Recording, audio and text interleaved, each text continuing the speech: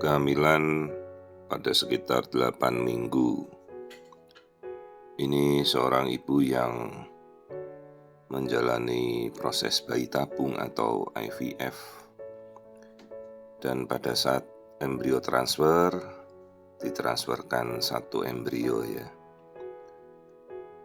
Namun dalam perkembangannya, sekalipun hormon hamilnya positif ya, kelihatan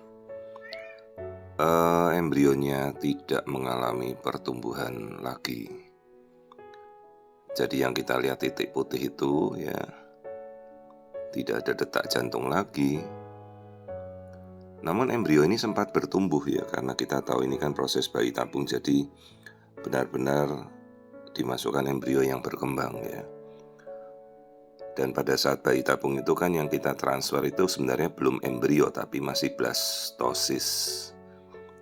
Artinya masih stadium pembelahan sel, sekitar 64 sel gitu. Nah begitu kita melihat titik putih ya, terus ada yang putih ring di sekitarnya seperti cincin itu, yaitu yolk-sac-nya. Yolk-sac-nya sudah membesar ya, yang putih transparan banget gitu ya, kayak cincin di sekitarnya, kayak mata cincin dan cincin ini.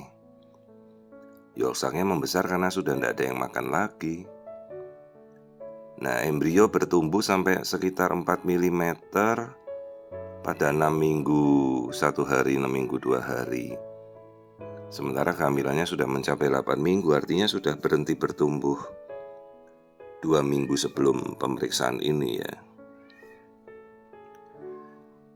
Banyak sekali faktor yang kita tidak bisa ketahui ya.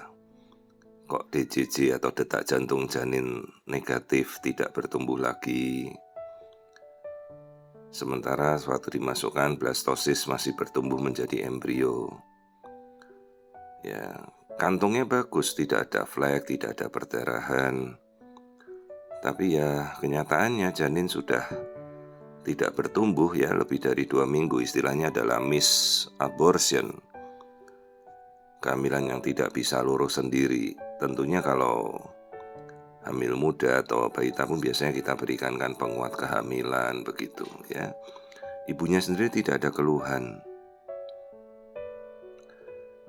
Jadi banyak faktor yang kita tidak tahu. Biasanya kalau dalam proses bayi tabung kita memberikan pemeriksaan genetika ya, PGT namanya, Pre-Implantation Genetic Test. Nah itu embrionya ya, embrionya yang di atas kayak kutil kecil itu, terus sama yolk-sac-nya di bawah yang sudah menggelembung. Yolk-sac itu cadangan makan, tapi tidak ada yang makan lagi, makanya dia membesar terus gitu ya. Ada lagi faktor selain genetik, infeksi-infeksi misalnya toxo, TORCH, rubella, sitomegalovirus bisa. Autoimun paling sering yang menghalangi pertumbuhan janin. Terus ada lagi infeksi daerah organ reproduksi, misalnya ada infeksi keputihan, infeksi saluran kencing, atau mungkin kistanya di indung telur ada endometriosis ya. Banyak sekali faktor penyebab yang tidak kita ketahui. Jadi proses selanjutnya bagaimana dok ya? Harus kita bersihkan ya, harus kita evakuasi sampai bersih. Itu dia janinnya, embrio yang sempat bertumbuh tapi sudah berhenti di minggu ke-6 ya, dan harus segera kita bersihkan. Keguguran ini kasusnya.